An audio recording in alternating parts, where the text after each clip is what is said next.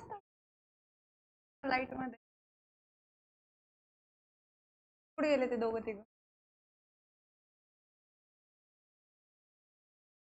त्याचं स्टार्ट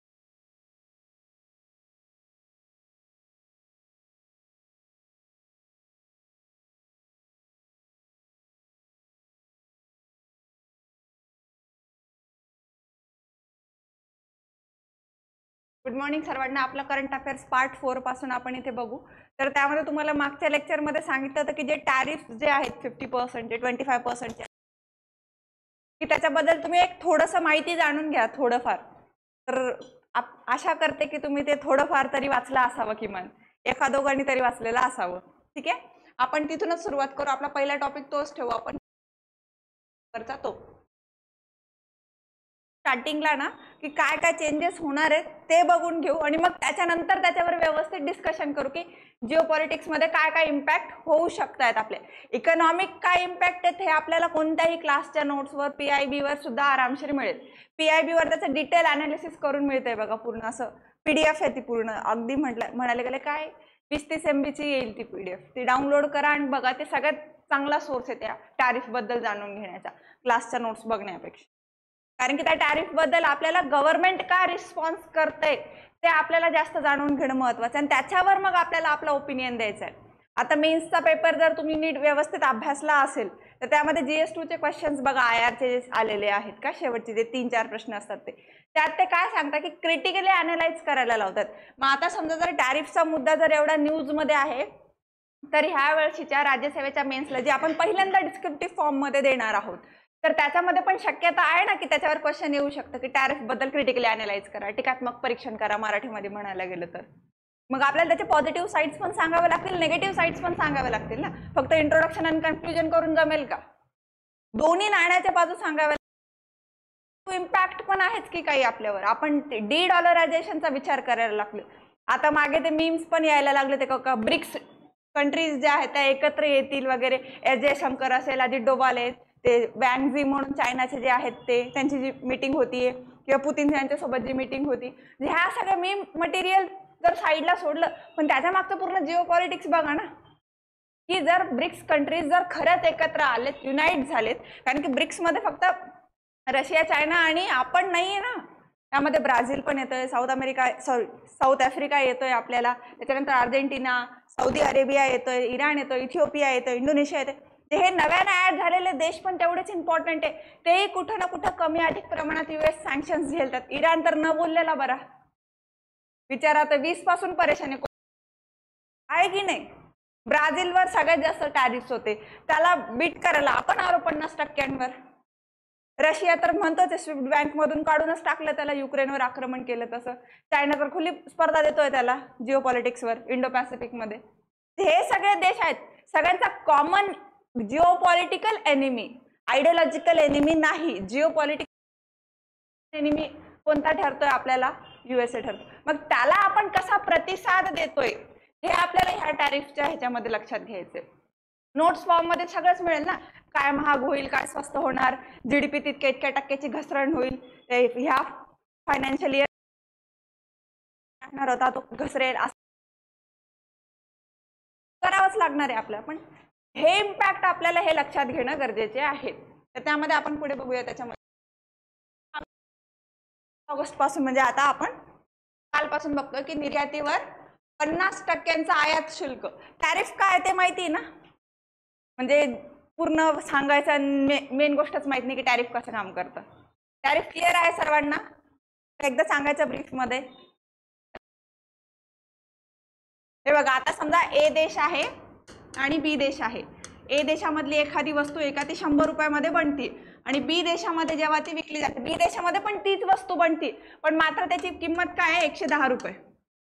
आता ही आयात होतीये, आयात निर्यात चालते पूर्ण जगभरामध्ये ग्लोबलायझेशनमुळे. आता ही 100 रुपयाची वस्तू हे इकडे जात आहेत का, तर हे 100 रुपयाला विकतात. मग आता B देशामधले जे स्थानिक कारागीर आहे, समजा हा पेनच समजा विकला जातोय. आता भारतामध्ये असा पेन आपण चायनामधनं पण आणतोय, स्वतः पण बनवतोय. स्वस्त कोणता पडतोय आपल्याला? चायनाचा. म्हणून आपण कोणता घेतोय? Made in China. Made in India वाले प्रोडक्ट त्याच्यामुळे मागं होत आहेत. ब्रिटिश एरामध्ये पण आपलं जे स्थानिक पावल्यात, कारण की ब्रिटनमधून आलेलं गुड्स जे आहे त्याच्यावर आयात शुल्क कमी लागलं जात होतं आणि ते चीप प्राइसमध्ये अवेलेबल होतं.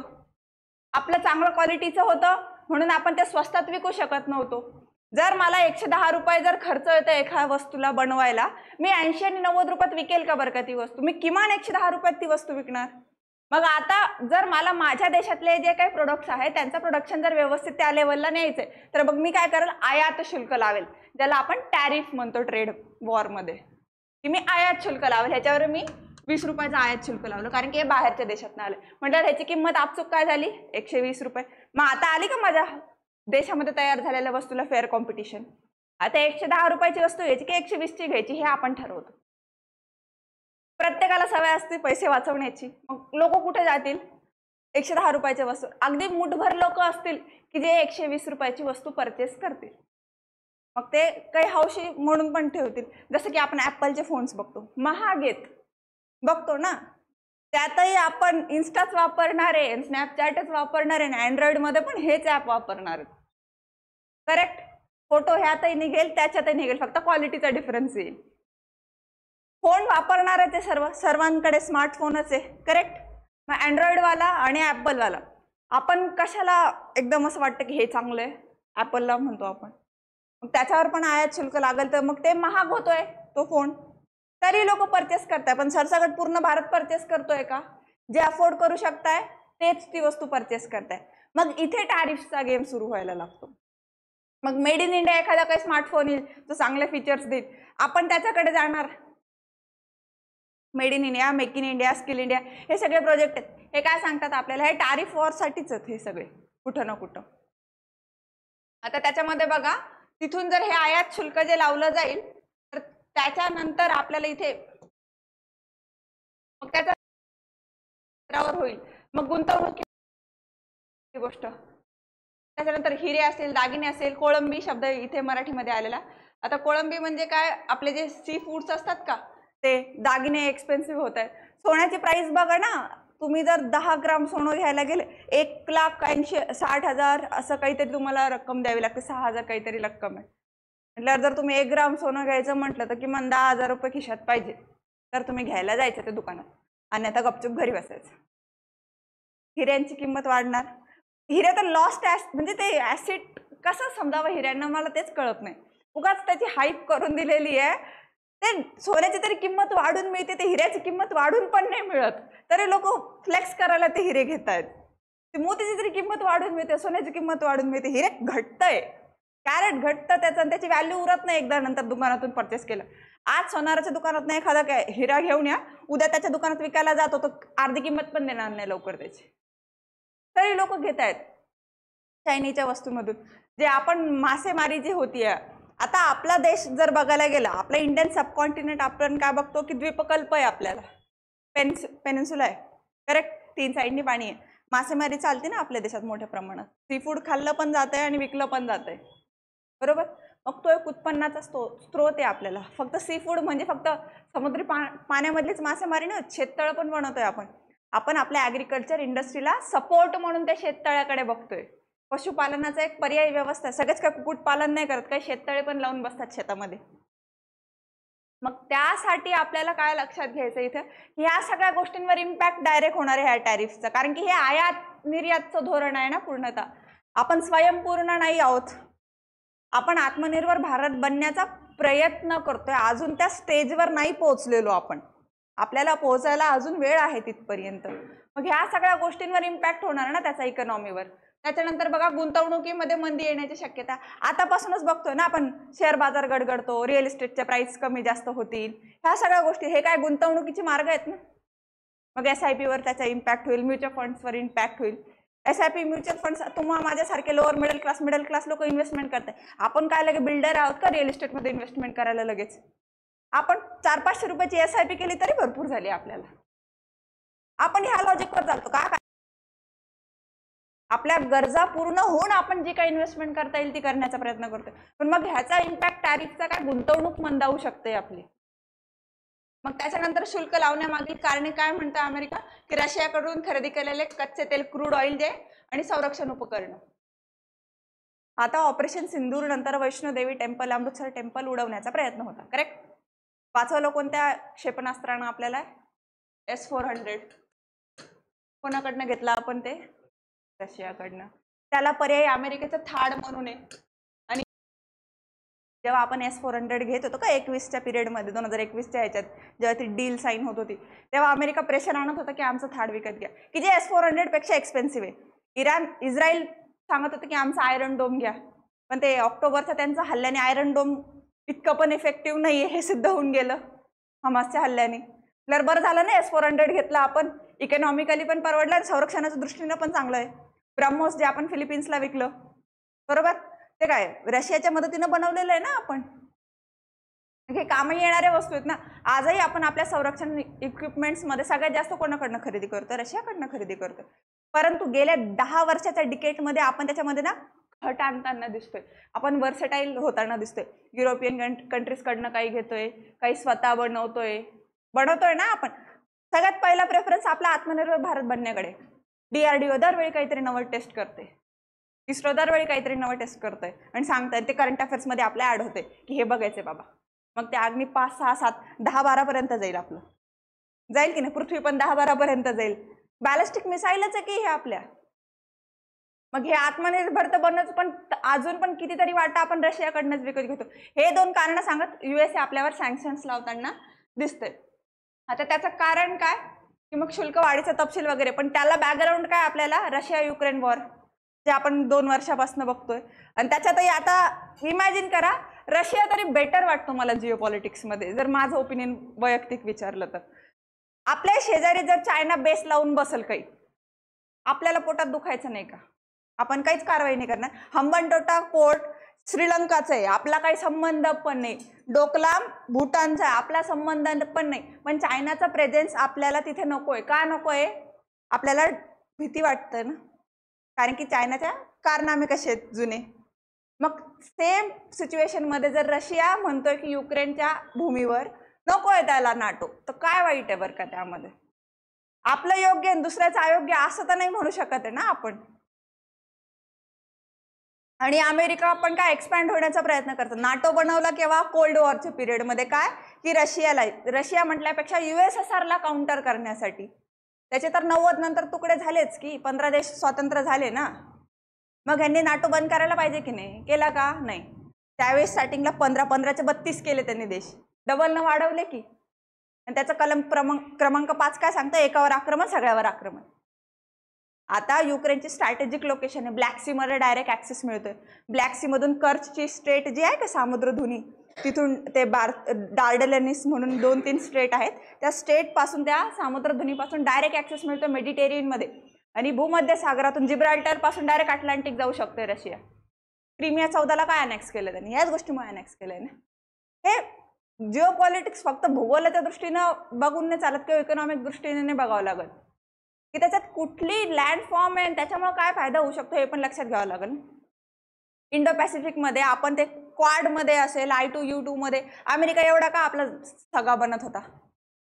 कारण की आपली strategic location east China sea, south China sea मध्ये, इंडियन ओशन मध्ये असलेला आपला बेस, आपली जॉग्राफिकल लोकेशन आपल्याला एवढं बेनिफिट देते, बाकी काही देत नाही.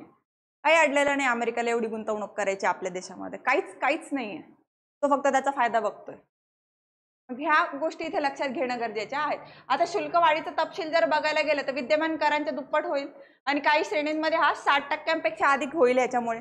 आणि त्याच्यामध्ये सुमारे काही निर्यातींवर 66% मूल्य द्यावं लागेल. म्हणजे आपल्याला जे फायनान्शियल इयर आहे 2025चा, त्याच्यामध्ये आपल्याला 59 अब्जाचं मूल्य आपल्याला त्यात ऍड ऑन करून द्यावं लागेल. आणि तेच 26 मध्ये जर आपल्याला बघायला गेलं तर आपल्याला ते 49.6 अब्जांपर्यंत, म्हणजे जवळपास 10 खाली येईल आपलं. ते एवढा 10 अब्जांचं नुकसान होईल आपलं त्याच्यात. मग त्याला पर्यायी व्यवस्था म्हणून आपण काय बघायला लागलो की ब्रिक्स नेशन्स जे आहेत ते आपण समिट्स घ्यायला लागलो. ट्रम्पची पण भाषा थोडीशी मग त्यामुळे कमी व्हायला लागते, कारण की सगळ्यात मोठं जर त्यांची जर काही मोनोपॉली असेल तर ती म्हणजे डॉलर. त्याच्यावर अख्खं जग ते फिरवत आहे. तर डॉलरला ब्रिक्स देशांनी पर्यायी करन्सी देऊन दिली समजा, तर मग पूर्ण जिओ पॉलिटिक्स एकदम, ते म्हणत नाही का ते मीम येतं बघा, एकदम जज्बात बदल गए वालं, तसं होऊ शकतंय की डायरेक्ट पलटेल, की सिच्युएशनच पलटेल ना. कारण की डॉलरवरच ते उड्या मारतायत सगळ्या. आणि त्याच्यावर पर्याय म्हणून रशिया काय म्हणते माहिती का, क्रूड ऑइल आहे ना, ठीक आहे आम्ही तुम्हाला 30% सवलत देतो. म्हणजे ऑलरेडी जे 80 रुपये पर बॅरल मिळते आपल्याला, त्यात 30% अजून सूट आपल्याला मिळणार. आणि प्लस रशिया अजून काय म्हणते की आपण ट्रेड कशात करायचं, रुबल आणि रुपीज मध्ये. म्हणजे आम्ही तुमच्याकडनं तुम्ही जे रुपीज द्याल का त्याच्यातनं खरेदी करणार, आम्ही जे रुबल देऊ का त्यात तुम्ही आमच्याकडनं संरक्षण यंत्र खरेदी करा, तेल खरेदी करा. फायदा आहे, नुकसान नाही आपल्याला. डॉलरमध्ये तरी आपल्याला ते कन्वर्ट करा इंडियन रुपीजला, मग ते द्या तिकडे. डॉलरची प्राइस जास्तच आहे की आपली 80-90 रुपये जात आहे, मग ते रुबल परवडत आहे ना आपल्याला ट्रेड करायला.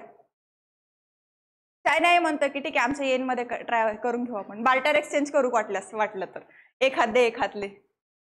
बरोबर ना, ह्या पद्धतीने चायना गेम प्ले करतोय पूर्णतः. तो जगभरामध्ये तेच म्हणतो ठीक आहे सँक्शन तर सँक्शन्स, माझ्यावर काही हरकत नाही, मी माझ्या वस्तू विकेल चीप प्राइस मध्ये, मी अजून चीप प्राइस मध्ये विकेल, लोक डंप करून स्मगलिंग करून घेऊन जातील चायनाच्या वस्तू. बॅन चायना नावाचे जे टी शर्ट जे US मध्ये विकली जात आहेत का ते सुद्धा मेड इन चायना, आणि ते मेक्सिको मार्फत तिथे पोहोचतायत. हा विरोधाभास आहे जिओ पॉलिटिक्सचा, हा लक्षात घेणं गरजेचं आहे टॅरिफ गेम मध्ये आपल्याला. हा डाटा सगळीकडे मिळेल, हा PIB न उचललाय मी डाटा, तुम्हालाही सहज मिळेल. बट त्याच्या मागचं लॉजिक बघा ना, आपलं डिस्कशन झालं पाहिजे लेक्चर म्हणण्यापेक्षा. म्हणून तुम्हाला म्हटलं की तो वर्ड वाचून या त्याबद्दल, म्हणजे तुमच्याकडनं काहीतरी एक माहिती कळते की हे असं आहे तसं आहे, नाही गड्या तुम्ही चुकीचं सांगता, हे असं पण होऊ शकते, म्हणून वाचून येणं अपेक्षित होतं. आता बघू तुम्ही काय सांगता त्याच्यावर नंतर. त्यानंतर बघा शुल्कमुक्त जर काही असेल तर मग औषध निर्मिती, म्हणजे दाखवता काय की फार्मास्युटिकल्समध्ये म्हणजे आम्ही आरोग्य सेवेमध्ये अडथळा येऊ नये असं दाखवण्याचा प्रयत्न आहे. आणि खरं बघायला गेलं तर आपल्या जेनेरिक मेडिसिन्स ज्या आहेत त्यांना सगळ्यात जास्त झोपवण्याचं काम अमेरिकेनं केलं, फार्मास्युटिकल कंपनीने. इंडियन ओरिजिन कंपनीज ज्या कमी प्राइसमध्ये आपल्याला मेडिसिन अवेलेबल करून देतात, तरी पण आपले जे डॉक्टर्स आहेत ते प्रिस्क्रिप्शन लिहून देताना कोणत्या देतात मेडिसिन की ज्यात त्यांचं कमिशन निघेल. म्हणजे इथपर्यंत आपल्या डेली लाईफला अफेक्ट होऊ शकतो ह्या टॅरिफमुळे. आपण काय फक्त मोठ्या लोकांच्या गप्पा म्हणून नाही, ठीक आहे सोनं चांदी महाग झालं, ठीक आहे नाही घेऊ शकत आपण, अफोर्ड नाही केला आपण, SIP म्युच्युअल फंड्स, रोजच्या गोळ्या आजारी बिजारी पडलो तर हे तर आपल्याला अफेक्ट होऊ शकतं की नाही. सी फूड, त्याच्यावर जर एखाद्या शेततळ असेल माझ्या शेतामध्ये, तुमच्या माझ्या शेतामध्ये, इफेक्ट झाला का आपल्या इकॉनॉमीवर, ते आहेच ना इम्पॅक्ट कमी अधिक प्रमाणात. ठीक आहे कोट्यावधीचं नुकसान आपलं नाही होणार, पण हजाराचं तर होईल, आणि आपल्या सगळ्यांचं हजाराचं नुकसान मिळून झालं का कोट्यावधीचं आपल्या देशाचं नुकसान.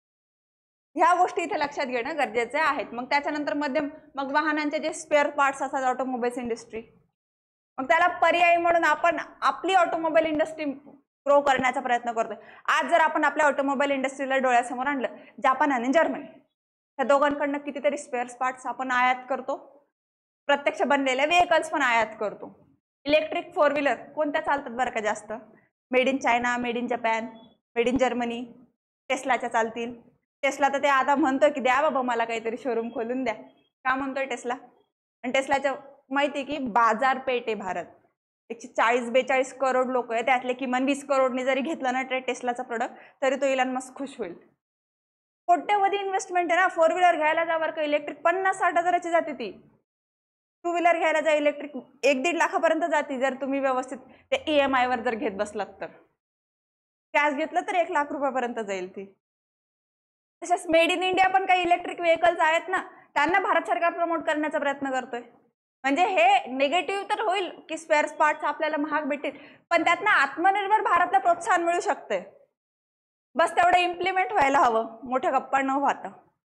करेक्ट, भ्रष्टाचार न होता ते इम्प्लिमेंट झालं पाहिजे, तर आपल्याला बेनिफिट्स मध्ये राहील. अन्यथा आपण नुकसानामध्ये जाऊ इथे. त्यानंतर जर बघायला गेलं तर दागिने असतील, कोळंबी असतील, हस्तकला आहे, गालिचे, फर्निचर. गालिचरमध्ये आपलं जम्मू काश्मीर सगळ्यात बेस्ट आहे, सगळ्यात बेस्ट एकदम हँडमेड गालिचे मिळतात. आपल्या सोलापुरी चादर, आपल्या पैठणच्या पैठणी हँडमेड आहेत की हस्तकला आहेत ना, ह्यांना बूस्ट मिळू शकतोय की जे प्रिंटवाली पैठणी आहे, हाताने बुनलेली पैठणी, कोणती महाग भेटते हाताना. मग आता जर मशीन जर अमेरिकेतनं येत आहे तर मग आपल्याला काय फायदा आहे ह्याच्यामध्ये. हाताने बुनलेले जे कारागीर आहे ते पुढे येतील की पुन्हा रिवाइव्ह होईल ना आपलं. रोजगार जे आपण बेरोजगारीची समस्या त्यालाही पर्याय होऊ शकतोय आपल्याला. म्हणजे एक चांगल्या पॉईंट ऑफ व्ह्यूने पण आपल्याला हा टॅरिफ उपयोगी येऊ शकतोय.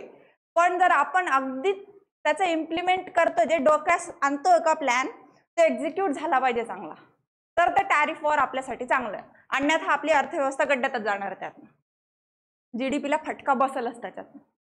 ओव्हरऑल जे आपलं ग्रॉस डोमेस्टिक प्रोडक्शन आहे ते घटालच जर ते इम्प्लिमेंट नीट नाही झालं तर. त्याच्यानंतर दागदागिने जे आपण श्रीमंत लोकांचा गरीब देश आहे. आपल्या देशातल्या महिलांकडे डाटा जर बघायला गेलं, टोटल जगात जेवढं सोनं आहे का 20% फक्त भारतातल्या महिलांकडे, आणि आपण गरीब आहोत. 20% अख्ख्या भारताच्या महिलांकडे. आज पण आपल्या घरी आपली आई इमॅजिन करा, डोळ्यासमोर आजी इमॅजिन करा, सोन्या चांदीचे दागदागिने असतात त्यांच्याकडे, प्रत्येकीकडे असतात. काहींकडे नसतीलही, असं एकदम ब्लेम नाही करायचं मला किंवा स्टिरियोटाइप नाही द्यायचा, बट मेजॉरिटी ओव्हरऑल जर बघायला गेलं प्रत्येक भारतीय महिलेकडे काहीतरी दागिना आहे ना. मग आपण 20% गोल्ड घेऊन फिरतोय दागिन्यांच्या स्वरूपात. म्हणूनच तर मग भारत सरकार काय सॉवरन गोल्ड बॉन्ड नावाचे जे सार्वभौम गोल्ड जे आहे त्याचे बॉन्ड्स आणतंय की एक्सचेंज कर बाबा, ते सोनं आम्हाला कामी येईल दुसरीकडे कुठेतरी, त्याच्या एवढ्या किमतीचं ते बॉन्ड बनव सोन्याचं. जे ह्या सगळ्या स्कीम्स बजेटमध्ये येतात आपल्या. मग त्याला चालना मिळेल ना ह्याच्यातनं. ती जी स्कीम मागं पडली होती गड्ड्यात गेली तर आरबीआय वापस येईल. लोक खरेदी करायच्या ऐवजी बॉन्ड गेल तेवढ्या सोन्याच्या किमतीवालं. आरबीआयकडे पण पैसा येऊन जाईल, तोच पैसा मग काय आपल्याला गुंतवणुकीसाठी वापरला जाईल. म्हणजे चक्र आहे ना पूर्ण. आरबीआय काय असं नाही ना गेलं त्या ह्याच्यामध्ये टाकसाळमध्ये छापलं आणून दिलं. ते ठेवावं लागतं तेवढ्या किमतीचं सोनं ठेवावं लागेल, बॉन्ड ठेवावं लागेल, गव्हर्नमेंट सिक्युरिटी बॉन्ड. तेव्हा आरबीआय प्रिंट करून देईल पैसा आपल्याला. रॅन्डम प्रिंट करून देईल का? तुम्ही मी गेले नाही माझ्या खिशात पैशाने प्रिंट करून दे. मग ते केनियासारखे हाल होईल आपले की किलोनं पैसे विका. इराणनी पण 10,000ची काय नोट बनवली होती इराणनी, मागे बनवली होती ना. इतकी इकॉनॉमीची कंडिशन खराब होते. जेवढी मोठी नोट तेवढी इकॉनॉमीची कंडिशन खराब समजायची. त्याच्यानंतर जर बघायला गेलं तर फर्निचर्सचं जे सामान आहे ते इम्पॅक्ट होऊ शकते. मग फाईन गुड फर्निचर, आता हे जे डेस्कवर तुम्ही बसले आहात हे फर्निचरच आहे ना. आता मेड इन चायना आहे की मेड इन इंडिया कोणी पाहिलं? कोणी पाहिलं ना? तुम्ही पाहिलं ना, मी पाहिलं. मग तिथून पण कारागिरांना प्रोत्साहन मिळेल ना आपल्या जर मेड इन इंडियाला जर प्रमोट केलं आपण तर. त्यानंतर बघा अर्थव्यवस्थेवर परिणाम. सर्वात मोठा निर्यात बाजार आहे आपला. सगळ्यात जास्त निर्यात कुठं होती? USA मध्ये होती आपली, करेक्ट. आणि त्यांच्याकडनं आयातमध्ये आपण 10व्या नंबरवर आहे. म्हणजे त्यांना एवढा इम्पॅक्ट नाही पडत इकॉनॉमीला, डायरेक्टली इनडायरेक्टली पडतो. कारण की इंडियन ओरिजिनची लोक जी राहत आहेत अमेरिकेमध्ये त्यांना अफेक्ट होत आहे की नाही. सायकोलॉजिकली जर समजा आपल्या देशाचं कोणी काहीतरी वाईट बोलतंय ऑल इंडिया, वाईट वाटतं ना आपल्याला थोडंसं, अरे माझ्या देशाला असं बोलले ते वाटतं ना आपल्याला. मग आपण तिकडे युनाइट व्हायला लागतो. मग त्याचे इम्पॅक्ट तिकडे सोशल क्रायसिस होतील ना. ऑलरेडी ते ड्रग्समध्ये ते धुत आहे अमेरिका. तिथे जवळपास 10 पैकी 8 ते 9 बालकांना, जे भविष्य आहेत देशांचं, ड्रग ॲडिक्टेड. आणि हे रिपोर्ट्स सांगतायत, WHO रिपोर्ट सांगताय. असं पण नाही की कोणती एखादी प्रायव्हेट NGO बोलतीये, WHO रिपोर्ट्स बोलतात हे की 10 पैकी 8 बालकं कमी अधिक प्रमाणात ड्रग ॲडिक्टेड आहेत, जे देशाचं भविष्य आहे. आणि आपल्या इथे मूर्खासारखे त्यांचं अंध अनुकरण करायला बघतात. बरं आहे आपण आपले पेरेंट्स मारून ठोकून मोठं केलं ना, बरं केलं सेव्ह केलं आपल्याला त्यांनी. मारून ठोकून कसं का होईना की आपल्याला सुरक्षित ठेवलं की जाऊ नको बाई इकडेच थांब. चांगलं आहे ना ते एक प्रकारे. त्याच्यानंतर वाटा जो आहे का तो 2% राहील टोटल. आपल्याला मग त्यावर अवलंबून असलेलं क्षेत्र जे आहे का ते धोक्यात येऊ शकते. की जे आपण ट्रेडसाठी, नोकरीच्या संधीसाठी जे जातोय, समजा आपण सगळ्यात काय सिलिकॉन व्हॅलीमध्ये सॉफ्टवेअर इंजिनियर बनून, IT इंजिनियर बनून नाही जात अमेरिकेमध्ये. काही ते मागे तो मूवी आला तर बघा शाहरुख खानचा, डंकी नावाचा, ते मेक्सिकोच्या मार्फत कशी इलिगली जातात ते दाखवत होते अमेरिकेमध्ये. कोट्यावधी लाख रुपये खर्चून जीव धोक्यात घालून ते अमेरिकेत जातात काय बेटर लाईफच्या ऑपॉर्च्युनिटीमध्ये. आणि काम काय करतात? सफाई कर्मचारी बनतील, नर्स वगैरे बनतील जर कोणी थोडंफार शिकलेलं असेल तर. पण मग म्हणजे काय ते काम वाईट आहे असं म्हणायचं नाही मला. मजदुरी आहे ना एक प्रकारे, ती रोजंदारीवर केलेलं काम आहे एक प्रकारे ते. मग हा व्यवसाय तिथून धोक्यात येऊ शकतोय. त्याच्यानंतर मग कापड आणि परिधान उद्योग जो आहे का तो त्याच्यामध्ये धोक्यात येऊ शकतो. सुरत नोएडा यांचं आपण कपड्यासाठी सुरत मार्केट फ्री आहे, फेमस आहे. आपण तिथलं भारतभर जात आहेत कपडे, पण त्याचबरोबर निर्यात होतीये की भारताबाहेर पण तर जात आहे कपडे. इंडियन टेक्सटाईल इम्पॅक्ट होऊ शकते, त्याच्यात आपण पुढे आहोत. अगदी प्राचीन काळापासून सिल्क रूट पासून आपण रेशीम विकतोय ना. टेक्सटाईल इंडस्ट्री आपली डायरेक्ट इम्पॅक्ट होऊ शकते यातनं. त्याचे इम्पॅक्ट काय? आपल्याला कमी प्राइसमध्ये कपडे भेटतील, पण किती वेळ मिळतील? एक पॉइंट नंतर आपले हातातला रोजगार जाईल त्यातनं. समजा जर माझा फॅक्टरी आहे, टेक्सटाईल इंडस्ट्री आहे, मी काही कपडा बनवून विकते, माझा विकल्या गेला नाही, माझा लॉस झाला, मी कर्मचाऱ्यांची कपात करेल ना मला खर्च झेपण्यासाठी. मग म्हणजे माझ्या फॅक्टरीमध्ये 10 लोक काम करतात, 10 पैकी मी 5 कमी केले, 5 लोकांचा रोजगार गेला आणि ते 5 लोकांचं घर चालणार बंद होईल.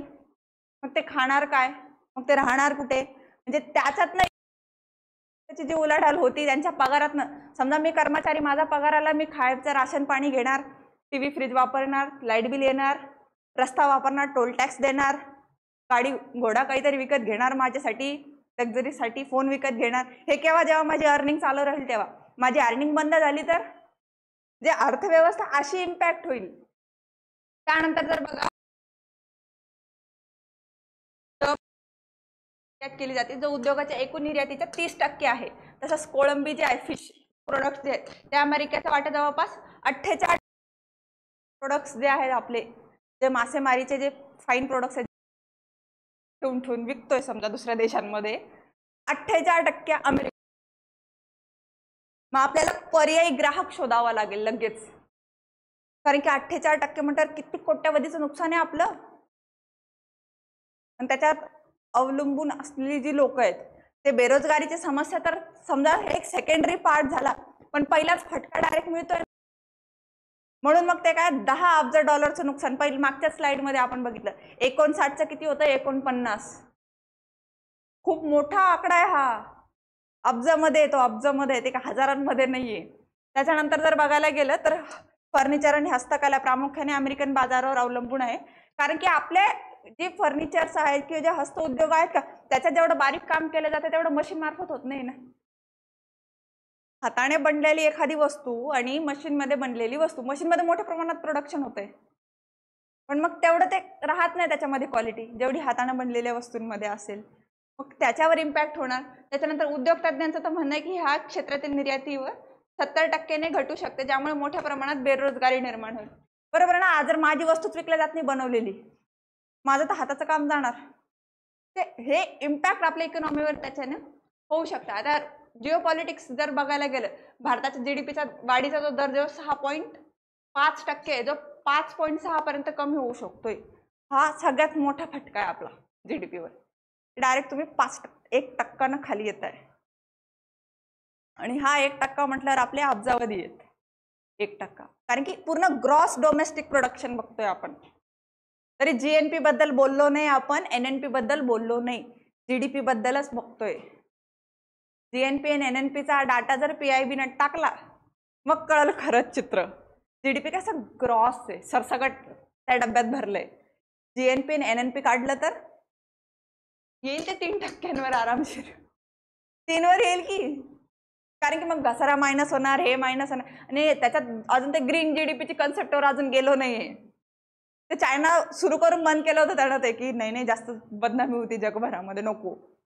ते ह्या पद्धतीने इथे लक्षात घेणं गरजेचं आहे. आणि त्यामध्ये धोरणात्मक सहकार्य असेल, व्यापार क्षेत्रातील तणाव जो आहे तो वाढतो, आणि औषध उद्योगावर 200% शुल्क लावण्याची धमकी दिली जात होती, जी स्थानिकीकरण झालेलं आहे ती. आता औषध फार्मास्युटिकल कंपनीज आपल्यासाठी खूप इम्पॉर्टंट आहे. आज पण MRI सिटी स्कॅन मशीन भारतात बनत नाही जास्त, आपण आयात करू. आज पण MRI सिटी स्कॅनसाठी जर गव्हर्नमेंट हॉस्पिटलला तुम्ही गेले, महिनाभराची वेटिंग असते. प्रायव्हेटमध्ये प्रत्येकाच्या खिशाला परवडत नाही, कारण की आपल्या देशातले कितीतरी लोक असे की ज्यांना 2 वेळेचं जेवणच मिळत नाहीये, तर ते 20-30 हजाराचा MRI सिटी स्कॅन कुठून करतील. महागडे जे एखादा समजा दुर्गम आजार झाला, समजा एखाद्याला ट्यूमर झाला, ब्रेन ट्यूमर झाला, एखाद्याला कॅन्सर झाला, त्याला पेट स्कॅन वगैरे काही करायचंय, अरे 10-15 हजार रुपये गरीब माणूस कसं मोजेल, जो 100 रुपये 200 रुपये रोजानं काम करतोय. तुमच्या माझ्यासाठी 100-200 रुपये काय वाटणार नाही, पण जे रोजंदारीने काम करतात त्यांच्यासाठी 100 रुपये खूप मोठी रक्कम आहे. त्यांचं एक वेळेचं जेवण होतं त्याच्यामध्ये पूर्णतः. ते आपण लकी आपल्या पेरेंट्सने आपल्यावरती वेळ येऊ दिली नाही, म्हणून आपल्याला त्याची तीव्रता नाहीये. ते गाजाचा व्हिडिओ आला होता बघा मागे, ते खूप व्हायरल झालं होतं. म्हणजे अगदी अण्णांना छोट्याशा कणासाठी सुद्धा ते तरसतायत ती लोक. आपल्याही देशात भूकबळीची समस्या आहे, ग्लोबल हंगर इंडेक्स मध्ये आपण खाली आहोत. ठीक आहे, ते रिपोर्ट डोगला आहे, पाकिस्तानला आपल्यावर दाखवतायत ते मान्य आहे, पण भूकबळीची समस्या आपल्या देशात आहे. आणि जर फार्मास्युटिकल कंपनीवर जर 200% जर ऍड ऑन झालं, ऑलरेडीच एवढं महाग आहे औषध गोळ्या औषध, प्रायव्हेट दवाखान्यात जाऊन बघा बरं का, 1000 रुपये कसेच जातात, कसेच चालले जातात. 300 रुपये डॉक्टरची फी द्या, 200-250 रुपयाचा तो मेडिसिन लिहून देईल, गेले 500-600 रुपये. आणि एक साथ एका घरचे. आणि काय साधं सर्दी ताप आहे, आपल्याला काही सिरियस इश्यू पण नाही, सर्दी ताप आहे, व्हायरल आहे, 5 दिवसाच्या गोळ्यांमध्ये आपण नीट होतोय. तेच काही मोठा आजार असेल तर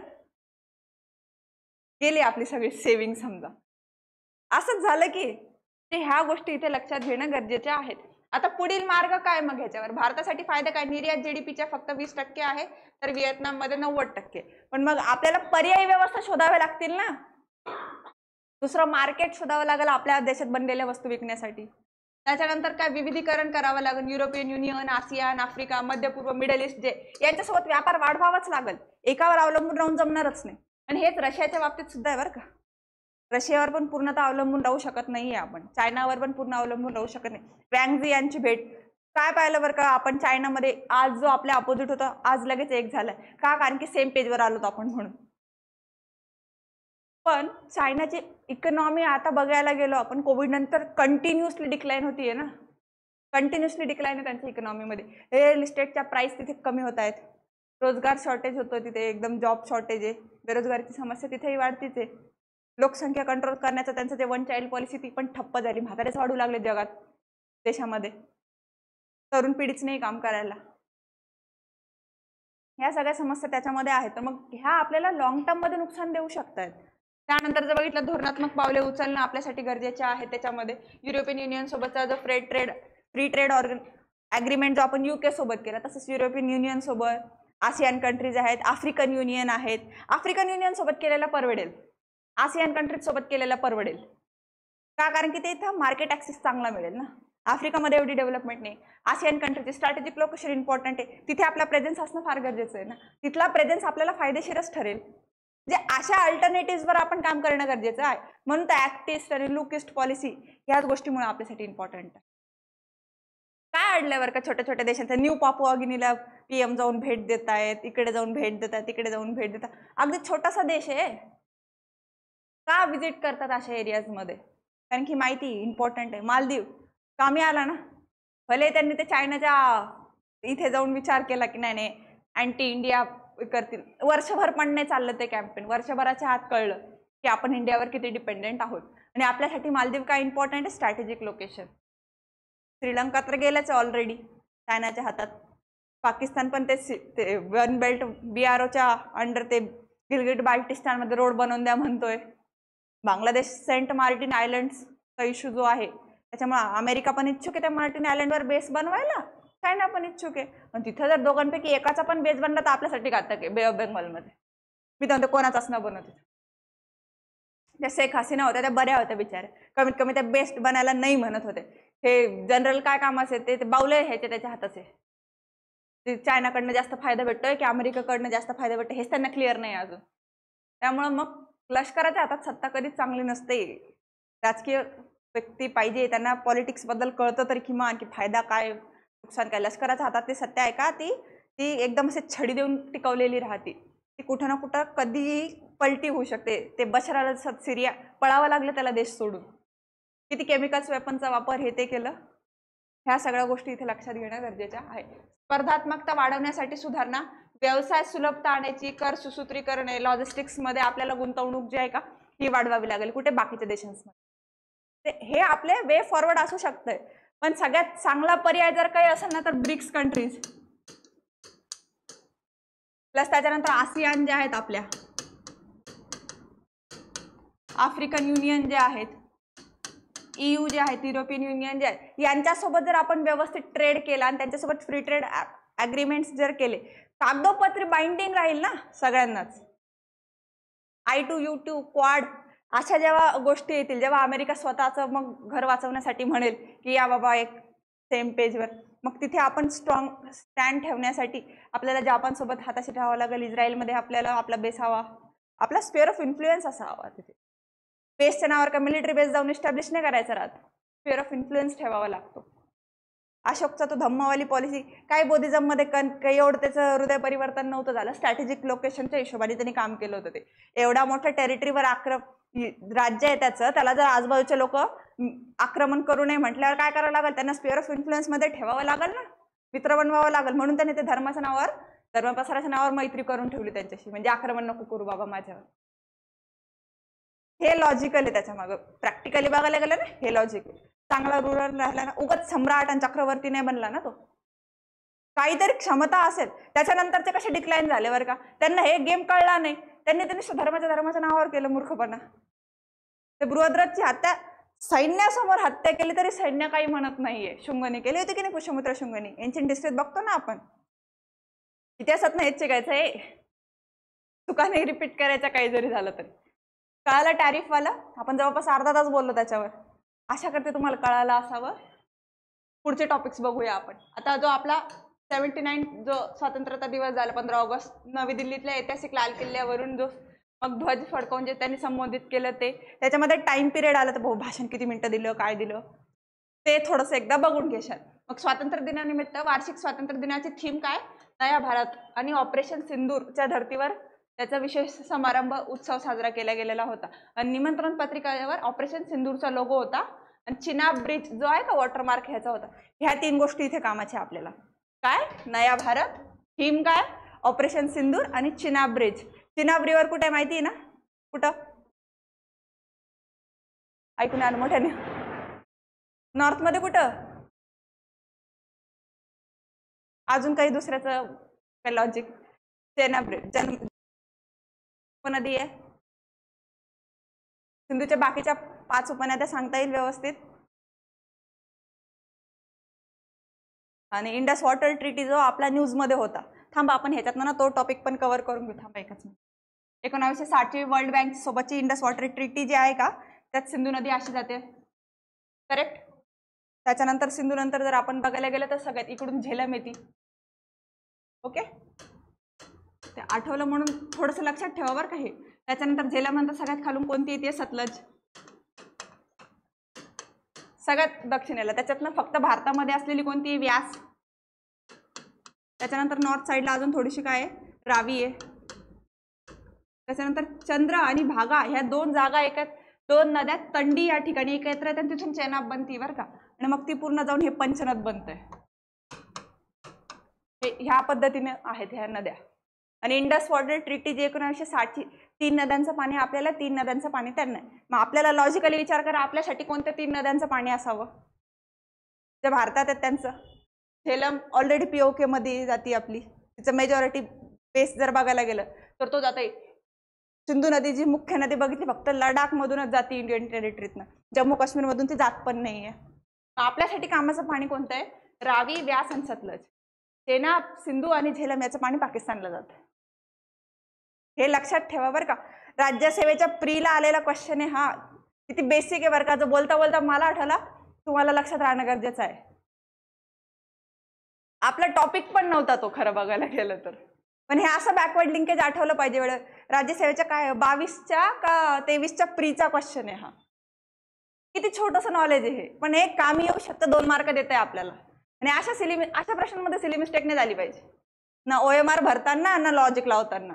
बरोबर वाचल्या गेलं पाहिजे, कारण की सोपा प्रश्न, अगदी हातातले मार्क आहेत हे. अशा जवळपास 10-12 प्रश्न येतात प्रत्येक प्रीला. UPSCच्या पण प्रीला असतात, राज्यसेवेच्या पण असतात, कंबाईनच्या पण असतात. 10-12 प्रश्न आहेत आणि ते आपलं खूप गेम चेंजिंग असतात. इथं जो वरचढ ठरतो का, तो खरंच तुम्ही रेसमध्ये तेवढ्या पुढे आहात, कारण की सगळेजण अवघड गोष्टींच्या मागे लागतात आणि सोपं सोडून देतात. सोपं पण तेवढं जमलं पाहिजे. ठीक आहे, तर वापस टॉपिकवर येऊ आपण. थीम काय त्याची, नया भारत. ठीक आहे, आता 15 ऑगस्टची थीम तर आहेच, पण त्याचबरोबर तुम्हाला होमवर्क म्हणून 26 जानेवारीचे प्रमुख पाहुणे कोण आणि त्याची थीम काय, हे तुमचं होमवर्क राहील. ते तुम्ही नोट्समध्ये लिहिणं गरजेचं आहे. ह्या जर तुम्ही बनवत असाल नोट्स, तर ह्यामध्ये 15 ऑगस्टची थीम काय सांगताय, नया भारत. 26 जानेवारी 2025ची थीम पण तुम्ही साईडला एक स्टिकी नोट्स लावून किंवा एक साईडला बॉक्समध्ये लिहा. प्रमुख पाहुणे कोण आमंत्रित होते ते लिहा. हे म्हणजे कसं, जेव्हा आपण नोट्स रिवाइज करतो का पेपरला, दोन्ही लक्षात येतं. 26 जानेवारी 15 ऑगस्ट ह्याचं हे होतं, त्याचं ते होतं. म्हणजे पेपरमध्ये कन्फ्यूज नाही होत ना आपण, की नाही नया भारत जर 26 जानेवारीला लावून दिलं, स्टेटमेंट करेक्ट आहे की इनकरेक्ट विचारलं, असू शकतं इकडे 26 जानेवारीचं. गेले ना मार्क आपले 2.67 गेले, 2 पण गेले आणि निगेटिव्हच्यात 6-7 पण मार्क्स गेलेत. राज्यसेवेत 0.25 गेलेत निगेटिव्ह मध्ये. ह्या छोट्या छोट्या गोष्टी आहेत पण खूप इफेक्ट करतायत बरं का. 26 जानेवारीचा चित्ररथ कोणत्या चित्ररथाला मिळाला पुरस्कार हेही लक्षात ठेवा. काय सांगता येतं जर प्रीला आलेत क्वेश्चन्स तर, कारण की आता लगेच आली सप्टेंबरला आपली प्री, काही लांब तर नाही. ठीक आहे, सप्टेंबरच्या प्रीला हे नया भारतवर विचारणार नाही, ऑगस्ट लगेच. कंबाईनच्या नोव्हेंबरच्या प्रीला तर विचारू शकताय ना, UPSCच्या प्रीला तर विचारल्या जाऊ शकताय ना. इथून लक्षात ठेवणं गरजेचं नाही. ऑपरेशन सिंदूरचा लोगो प्लस चेनाब ब्रिजचा लोगो हे लक्षात ठेवणं गरजेचं आहे. चेनाब ब्रिजच्या नावावर इंडस वॉटर ट्रीटी ऑपरेशन सिंदूरमुळे न्यूजमध्ये आलेली, त्यामुळे ते आपल्याला बॅकवर्ड लिंकेजच्या नावावर लक्षात ठेवायचं. वर्ल्ड बँक जी आहे त्याच्यात मध्यस्थाची भूमिका निभावते. तर मग वर्ल्ड बँक काय, कधी बनली, काय बनली, आपण त्याचे सहभागी संस्थापक सदस्य आहोत की नाही आहोत, त्याच्यात शेअर कसे असतात हे आपल्याला माहित पाहिजे. म्हणजे एका टॉपिकवर बॅकवर्ड लिंकेजच्या नावावर तुमचे 3 टॉपिक रेडी पाहिजे. इंडस वॉटर ट्रीटी पाहिजे, त्याच्यानंतर तुम्हाला काय पाहिजे, वर्ल्ड बँक बद्दल व्यवस्थित माहित पाहिजे, सिंधू नदीच्या उपनद्या व्यवस्थित माहित पाहिजे, 26 जानेवारीच्या थीम माहित पाहिजे. तेवढे टॉपिक तुम्ही कव्हर करणं अपेक्षित राहतं. स्मार्ट वर्क लागतं ना तर ते असं बनतं. अभ्यास सगळेच करताय ना. त्यानंतर बघा आता लाल किल्ल्याचं महत्व काय, कारण की ऐतिहासिक महत्व सत्याच्या आता जे पहिल्यांदा जे झालेलं होतं ते पण आपण लाल किल्ल्यात करतोय. आणि त्याचबरोबर दुसरा एक महत्वाचा टॉपिक लाल किल्ला, त्याचं architecture, Indo Islamic architecture. Art and कल्चरवाला सेक्शन आला GS फर्स्टचा आपला, कोणी बनवला, काय बनवलं, हे प्रॅक्टिकल झालं, फॅक्ट. पण आर्किटेक्चर आर्ट अँड कल्चरला मेन्सला क्वेश्चन आला तर काय करणार. मग इंडो इस्लामिक आर्किटेक्चर त्याच्यातही मुघल आर्किटेक्चर आहे, व्यवस्थित बघावं लागेल शहाजहानच्या पिरियड मधलं. मग बाकीचे त्यावेळेचे एक्झाम्पल, मग त्याच्यामध्ये दुसरे काय आहेत. मग मुघल आर्किटेक्चरमध्ये फक्त शहाजहानचंच आहे का, बुलंद दरवाजा अकबरचा पण बघावा लागेल, जोधाबाईचा महल पण बघावा लागेल, त्याच्यामध्ये फतेपूर सिक्री पण व्यवस्थित बघावं लागेल, ताजमहल पण बघावं लागेल, लाल किल्ला पण बघावा लागेल, आग्राचा किल्ला पण बघावा लागणार आपल्याला, आपल्या शहरात मकबराही बघावं लागेल. आहे की नाही एक्झाम्पल्स आहे. इथं असं बघणं गरजेचं आहे. ते एका टॉपिक पासून फक्त 15 ऑगस्टची ही थीम आहे बस वाचून पुढे गेले नाही होणार राजा, हे असं बघावं लागेल. ठीक आहे. त्यानंतर प्रत्येक पंतप्रधानांनी ही परंपरा कंटिन्यू केली आणि लाल किल्ल्यावरच आपल्याला 15 ऑगस्ट 26 जानेवारीचं भाषण पण तिथूनच होते, ध्वजारोहण पण तिथूनच होते. ठीक आहे. आणि रिपब्लिक डेची परेड 26 जानेवारीलाच होती, 15 ऑगस्टला होत नाही. या RD परेड म्हणतो आपण त्याला शॉर्टकटमध्ये, पण ते आपण विसरून जातो. RDचं काय फुल फॉर्म, रिपब्लिक डे परेड, गणराज्य दिनाची जी स्वतंत्र दिवसाची नसते ती गणराज्य दिवसाची असते. ठीक आहे, कळाला हा टॉपिक इथे. ओके. त्यानंतर बघा इंटरनॅशनल सोलर अलायन्स, हे 2015 पासून न्यूजमध्ये बरं का, कुठून, पॅरिस क्लायमेट पासून. तर त्यामध्ये या योजनेच्या आंतरराष्ट्रीय सौर आघाडी जे वर्षाअखेरीपर्यंत 17 उत्कृष्ट केंद्र जे आहेत का ते स्थापन करण्याचा उद्देश ठेवले जाते. त्याच्यानंतर या केंद्रामध्ये टेस्टिंग सुविधा, प्रयोगशाळा प्रशिक्षण तसेच स्टार्टअप इकोसिस्टीम जी आहे का ती विकसित होणे. IIT जे आहेत भारतातल्या त्याच्यात तिथे इम्पॉर्टंट रोल आहे. तर हे आपल्याला रोजगाराच्या संधी पण देते, स्ट्रॅटेजिक लोकेशन पण, आणि त्याच्यामध्ये आपल्याला सोलर अलायन्स माहित पाहिजे आणि ग्लोबल कॅपेबिलिटी सेंटर जे आहेत आपलं ते स्थापन होईल सोलर अलायन्सच्या नावावर. आपण सोलर एनर्जीवर आता ह्या वर्षीच्या बजेटमध्ये एक स्कीम आणली होती बघा, मी ते PM सूर्य हर घर, ते बिजलीवाली 300 युनिट वाली बजेटमध्ये होती ना. दरवर्षीच्या बजेटमध्ये सोलारवर काहीतरी येतच आपलं, ते काय इथून येतं, इंटरनॅशनल सोलर अलायन्स 2015 पासूनचे बजेट बघा, प्रत्येक बजेटवर सोलर अलायन्सवर आहे. का, कारण की आपण आणि फ्रान्स संस्थापक सदस्य आहे. करेक्ट. हो. आणि त्याच्यानंतर जर बघायला गेलं तर मुख्य उद्देश काय, silicon valley for solar. Silicon valley कशासाठी प्रसिद्ध आहे आपली, आपण सॉफ्टवेअर साठी म्हणतो, बँगलोरला म्हणतो भारताची सिलिकॉन व्हॅली वगैरे वगैरे, तुझं ठीक आहे. तसंच सिलिकॉन व्हॅली फॉर सोलार, ही गोष्ट इथे लक्षात घेणे गरजेची आपल्याला.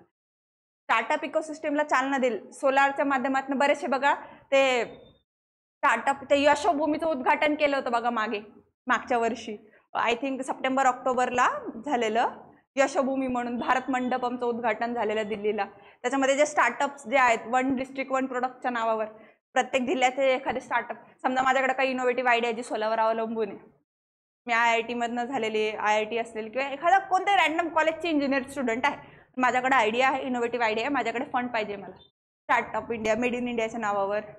मग मी हे असे जे स्टार्टअप कल्चर्स जे आहेत, माझी आयडिया इनोव्हेटिव्ह पण माझ्याकडे पैसे नाही आहेत, नंतर माझी आयडिया जर इफेक्टिव्ह असेल तर मग माझ्या त्या आयडियातनं 10-12 लोकांना रोजगार मिळू शकतोय आणि एक चांगला अल्टरनेटिव्ह पर्याय निर्माण होऊ शकतो. आज आपण इलेक्ट्रिक व्हेकलवर आहोत, काही दिवसांनी सोलर व्हेकलवर पण येऊ. आहेच मॉडेल बनवलेले आहेच तसे, पण ते इफेक्ट नाही आला ना त्याचा, रोज वापरात नाही येत तशा गोष्टी. ह्या गोष्टी आपल्यासाठी ते लक्षात घेणं गरजेचं आहे. टेस्टिंग सुविधा पण उपलब्ध करून दिली जाईल, की समजा मी प्लॅन बनवलाय, बनवताना माझ्या डोक्यात तर वाटेल की हा एकदम मस्त प्लॅन आहे, पण एक्झिक्यूट करताना त्यात कळेल ना मला की चुका होत आहे की नाही होते. हे केव्हा कळेल, जेव्हा मी ते टेस्ट करेल. मग त्या टेस्टिंगच्या सुविधा उपलब्ध करून दिल्या जाईल. स्टार्टअप कल्चरला चालना मिळेल ह्याच्यातनं. आणि प्लॅन जर एक्झिक्यूट झाला, चांगलं जमलं, माझ्यासोबत सगळ्यांना रोजगार, 10-12 लोक अजून किमान. जे मी पण कमवणार मालक म्हणून, मी 10 लोक कामावर ठेवणार, ते करणार. मग आता माझी आयडिया, चल हिचं चांगलं चाललं, मग माझ्यासोबत माझ्या शाळा कॉलेजमध्ये शिकणारा विद्यार्थी असेल दुसरा, त्याची काहीतरी नवी आयडिया येईल, तो काहीतरी नवं इनोव्हेटिव्ह बनवेल. ह्या गोष्टींना आपल्याला हे कामाचं, म्हणजे ह्याचा दुहेरी फायदा आहे आपल्याला. ठीक आहे. त्यानंतर संशोधन केंद्राचं महत्त्व जर बघितलं, नाविन्य संशोधन आणि सौर ऊर्जा क्षेत्रातील प्रशिक्षणाद्वारे जागतिक सौर क्षमतेचा आपल्याला वाढ करायची. त्यामुळे डिजिटल ट्रेडर्स, ऑपरेशन्स, देखभाल आणि पुनर्प्रशिक्षण यातील अंतर भरून काढलं जाईल. आणि त्यामध्ये ग्लोबल कॅपेबिलिटी सेंटर स्थापन करायचे भारतामध्ये, की ग्लोबल हब बनायचं आहे आपल्याला सोलरचं, कारण की आपली लोकेशन त्याला कारणीभूत आहे. आपण इंटरनॅशनल सोलर अलायन्स जर बघायला गेलो तर त्याच्यामधले देश कोणते आहेत माहिती का? हे आपली ग्लोब आहे, हे इक्वेटर आहे, कॅन्सर, कॅप्रिकॉन, आपली लोकेशन इथं. करेक्ट. आपण कोणत्या एरियामध्ये? ट्रॉपिकल रिजनमध्ये येतो, उष्णकटिबंधीय क्षेत्रात येतो आपण. इंटरनॅशनल सोलर अलायन्समध्ये मेजॉरिटी कंट्रीज काय ह्या बेल्ट मधल्या आहेत. काही इकडच्या तिकडच्या पण आहेत बघा, एकदम स्टिरियोटाइप नाही की म्हणायचं की नाही सगळे तिथलेच आहेत, काही आहेत दक्षिण भारतातले. जवळपास 90+ देश त्याच्यामध्ये सामील झालेत. आता सुरुवातीला कोण? आपण आणि फ्रान्स. फ्रान्सची लोकेशन, आपण आणि फ्रान्स आपल्याला एकत्र येऊन देतात.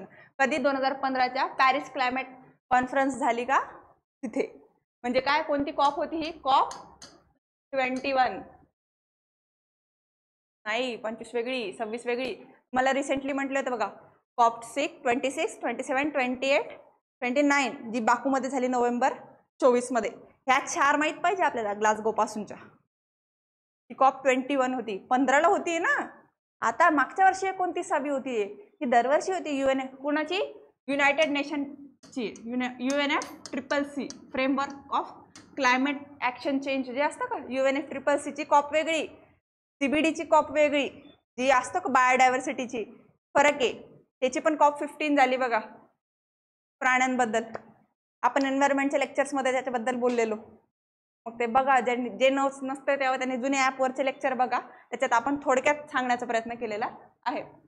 ह्याचं जर मुख्यालय कुठे? गुरुग्राम, हरियाणामध्ये. आणि जवळपास 90+ देश जे ते फुल मेंबर आहे, आणि सिग्नेटरी म्हणजे हस्ताक्षर करता किती? 100 देश आहेत.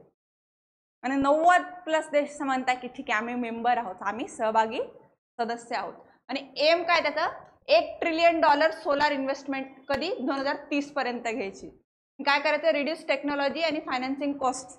की सोलारवर जे आता आपण म्हणतो सोलार पॅनल आपल्या घरावर बसवलं, ते मेंटेन करायला पण खर्च येतो. मग त्याची कॉस्ट कमी करणं हे सगळ्यात मोठं चॅलेंज आहे. सोलार आपण फक्त बोलून जमणार नाही ना. अफोर्डेबल प्राइसमध्ये सर्वसामान्यांना द्यावं लागेल ते, तर ते घेतील. हे इथे लक्षात घेणं गरजेचं आहे. त्यामध्ये बघा, आता made in India label scheme जी आहे का, की जो मेड इन चायनाचा स्टॅम्प बघतो आपण, वस्तू खराब होते पण मेड इन चायनाचा स्टॅम्प जात नाही, बरोबर की नाही? आता समजा हा मेड इन चायनाचा पेन असेल, पेन तुटल पण त्याच्यावर ते लिहिलेलं बरोबर राहतं. जे असं आपली स्कीम आलेली की आपण काय करतोय, मेड इन इंडिया लेबल योजना भारतात तयार होणाऱ्या उत्पादनाची देशांतर्गत आणि आंतरराष्ट्रीय बाजारपेठेत प्रतिष्ठा वाढवण्यासाठी सुरू केलेली एक महत्त्वपूर्ण पहल. आता हे इनोव्हेटिव्ह आयडियाज कशासाठी? हा इनिशिएटिव्ह कशासाठी? की आपण ब्रँड करतोय, ब्रँडिंग करायची. आता समजा मी चिप्स विकतोय, मी असं सुट्टे पावशर घे बाबा विकत असं मोजून देते, आणि तेच तो लेसवाला पण विकतोय, तो तेवढ्याच किमतीमध्ये माझ्यापेक्षा अर्धे पण चिप्स देत नाहीये. माझे चिप्स चांगल्या क्वालिटीचे असून पण का विकले जात नाही? कारण की मी त्याचं ब्रँडिंग नाही केलं. करेक्ट. मग आता आंतरराष्ट्रीय स्तरावर जर मला काही माझं विकायचं आहे, माझ्या देशाचं, मला त्याचं ब्रँडिंग करावं लागेल, काहीतरी लेबल असेल. आता जुडिओमध्ये जावर का कपडे घ्यायला, जुडिओचा लोगो राहतो की नाही त्याच्यावर? डीमार्टवाल्या कपड्यात राहतो का तो जुडिओचा लोगो? राहतो का? जुडिओचा टी शर्ट घ्या, डीमार्टचा टी शर्ट घ्या, प्राइस मध्ये पण फरक, फॅब्रिकच्या क्वालिटीमध्ये फरक, त्यात लोगोमध्ये पण फरक. H&M मध्ये जा अजून तिथं अजून भलतंच वेगळं मिळेल की नाही. हे ब्रँड आहे की नाही. ते फर्स्ट क्राय म्हणून ते लहान बाळांचे कपडे, किती महागडी कपडे आहेत बरं का ते. आपल्या इथे गुलमंडीला का कपडे नाही भेटत आहे, भेटत नाही का, इथून बाहेर निघा बरं का, किती कपडे गुलमंडीला. ब्रँडिंग कशी काम करते ह्याचे एक्झाम्पल्स आहे ते. ब्रँड कसं बनवायचं. आपण हेडफोन घेतो ते बोटवाले घेतो बघा, इंडियन कंपनी आहे, OnePlusचे घेऊ त्याच्यामध्ये, ते ॲपलचे अजूनच महाग अजून त्याच्यामध्ये. एखादी लोकल कंपनीचं पण असेल की काहीतरी, त्याचं ब्रँडिंग चांगलं नसेल झालं पण क्वालिटी चांगली आहे. म्हणजे ब्रँड कसं महत्वाचं, त्यासाठी आपण हे लेबल स्कीम आणतोय की बनवतो तर आहे आपण क्वालिटी प्रोडक्ट, त्याचं मार्केट व्हॅल्यू वाढवण्यासाठी त्याला ब्रँड बनवावं लागेल. अमूल दूध USA जर्सीवर होतं T20ला, पण आपल्या जर्सीवर काय होतं Dream 11, सट्टा खेळा. हा ना, बरं केलं ते बॅन केलं. आपल्या पुढच्या लेक्चरमध्ये आपण ते घेऊ बरं का, ते ऑनलाईन गेमिंग ॲप, तो टॉपिक राहिला आपला, प्लस 130वी घटना दुरुस्ती विधेयक आहे का, वाचून ठेवणं काम आहे तुमचं. ठीक आहे. त्याच्यानंतर मग भारतीय उत्पादनाची वेगळी ओळख देण्यासाठी त्यांच्या गुंतवणुकीचे प्रामाणिक पत्राची जाणीव असेल. तसेच योजना सरकारच्या आत्मनिर्भर भारत उपक्रमाशी रिलेटेड आहे. भारतात जे काय बनतंय त्याचं ब्रँडिंग कसं केलं जाईल, हा लेबल भारतात बनलेल्या प्रोडक्टवर लागेल. इकडून दुसऱ्या तिसऱ्या देशातनं बनवून आणलेली वस्तू त्याच्यावर तर ठप्पा लावून विकणार आहे का, फ्रॉड होणार आपण. म्हणजे अशा पद्धतीच्या ज्या स्कीम्स आहेत का त्या आपल्याला महत्वाच्या आहेत. आता ही स्वैच्छिक प्रमाणपत्र योजना आहे ज्या अंतर्गत उत्पादकांना त्यांच्या उत्पादनावर मेड इन इंडिया हे लेबल लावता येते, आणि हे लेबल QR कोड राहील त्याच्यात, म्हणजे त्याचं उत्पादन कुठं झालं, काय झालं, कुठून कुठे गेलं, हे सगळं जपून ठेवलं जाईल. बारकोड व्यवस्थित राहील. मग त्याच्यानंतर जर बघायला की खरेदी विक्रीची माहिती पण व्यवस्थित आपल्याला मिळेल. आणि हे काय कोणाच्या अंतर्गत येईल, अंतर्गत व्यापार संवर्धन विभाग जो आहे आपला DPIIT जो आहे का, यांच्याद्वारे ही राबवली जाईल. हे इथे लक्षात घेणं गरजेचं की कोणत्या विभागाच्या अंतर्गत, नाही तर म्हणतील ते की टेक्सटाईल इंडस्ट्रीच्या अंतर्गत आहे, नाही, हे माहित करणं कोणत्या मंत्रालयाच्या अंतर्गत आहे, कोणत्या विभागाच्या अंतर्गत आहे. आता इथे एक मंत्रालय जमेल का बरं का, मेड इन इंडिया वस्तू फक्त काय टेक्सटाईलच आहे, इलेक्ट्रिक नाही आहे, टॉईज नाही आहेत की, मग सगळेच मंत्रालय त्याच्यामध्ये येतील, पण विभाग कोणता राहील तर अंतर्गत व्यापार संवर्धन विभाग, हे इथे लक्षात घेणं गरजेचं आहे. आणि हे योजना सरकारने 3 वर्षासाठी म्हणजे किती जवळपास 995 कोटी रुपयाची इन्व्हेस्टमेंट त्याच्यासाठी मान्य केलेली आहे. जे जवळपास तुम्ही 1000 कोटीच्या आसपास खर्च करताय त्याच्यावर. म्हणजे भारत सरकार किती इन्व्हेस्ट करताय का की ब्रँड व्हॅल्यूज मिळवून देईल. एकदा जर का ब्रँड बनला, ते प्राडा बघा ना, फसला ना शेवटी कोल्हापुरी चप्पल दाखवून, फसला ते तिथे. खरंच पिढ्यानपिढ्या बनवतो राव आपण कोल्हापुरी चप्पल, आणि हे GI टॅग असलेल्या वस्तूला हे काही न करता घेऊन चालले चोरून, आणि काहीच मान्यच करत नाही की नाही नाही प्राडाची चप्पल, अरे अशी कशी प्राडाची चप्पल आली, कोल्हापुरी आहे ती. आले होते की नाही मग नंतर विजिटला.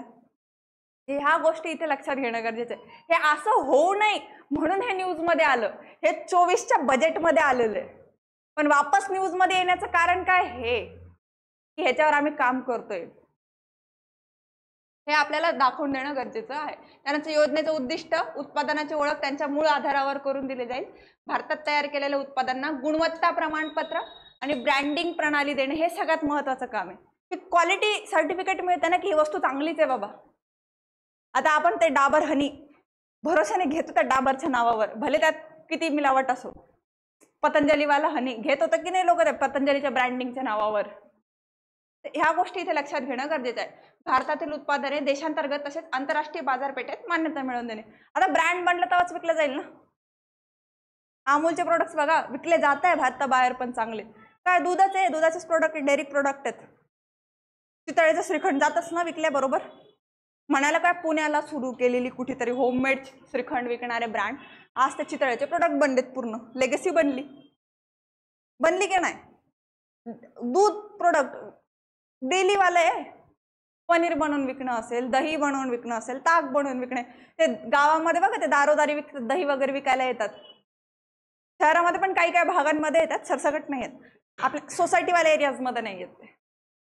म्हणजे ते काय दही विकत नाहीये, अमूल पण दहीच विकतंय, चितळे पण तेच विकतंय, हे पण तेच विकतंय.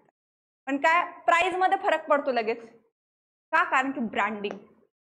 हेच झालं की नाही. म्हणजे असे जे प्रोडक्ट आहेत का की जे आपण लोकल लेवलवर घेतोय त्यांचं ब्रँडिंग करून ते विकणं, ते 1 डिस्ट्रिक्ट 1 प्रोडक्ट वाली जी स्कीम आहे त्याला ह्याच्याने चालना मिळेल ना. म्हणजे आपण ह्याला डॉट कसं कनेक्ट करू शकतो बॅकवर्ड लिंकेजच्या नावावर, असा प्रोजेक्टची स्कीम मेन्समध्ये हेच लिहायचं आहे आपल्याला, फक्त डाटाने लिहायचं, असं कनेक्ट करून लिहायचं, तेव्हा आपल्याला मार्क मिळतात. ठीक आहे, पुढच्या टॉपिकवर जाऊया आपण. आता त्यामध्ये व्हाईस प्रेसिडेंटची जी निवडणूक आहे त्यामध्ये CP राधाकृष्णन जे आहेत त्यांना आपण 9 सप्टेंबरला जे इलेक्शन होणार आहेत व्हाईस प्रेसिडेंटचे, आपण पहिल्या लेक्चरमध्ये पुन्हा उपराष्ट्रपती डिस्कस केलेले, त्यामुळे आपण जास्त डिटेलमध्ये डिस्कस नाही करू, फक्त उमेदवार म्हणून ह्यांना दिले आणि ते महाराष्ट्राचे राज्यपाल राहिलेले आहेत हे लक्षात घ्यायचंय.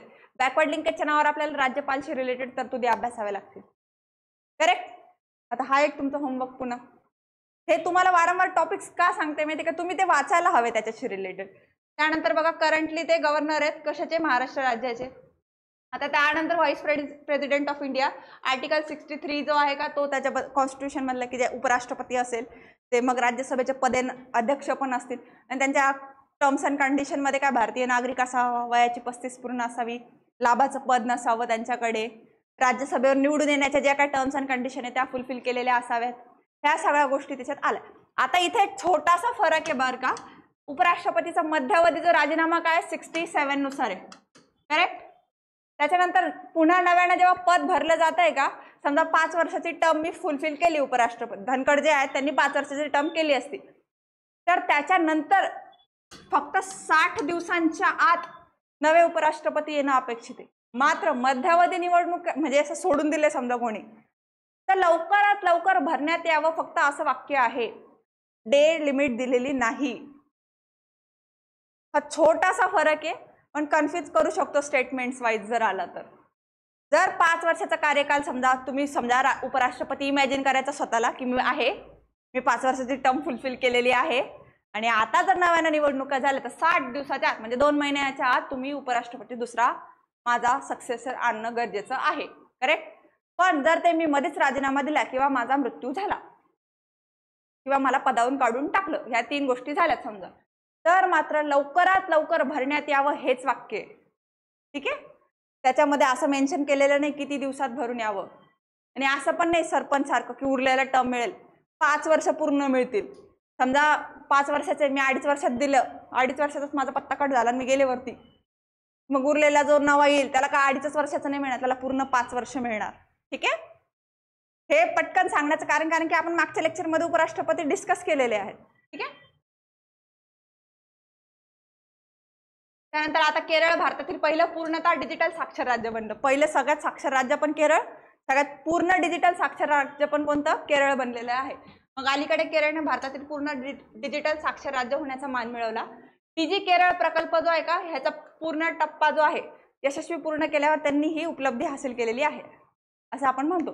त्यात त्यांनी काय केलं, वृद्धांना पण, तरुणांना पण, महिलांना पण, जे घरगुती काम करतायत, जे रोजंदारीवर काम करता आहेत, असंघटित क्षेत्रात काम करणारे लोक, सगळ्यांना पकडून त्यांनी डिजिटल साक्षर बनवलं.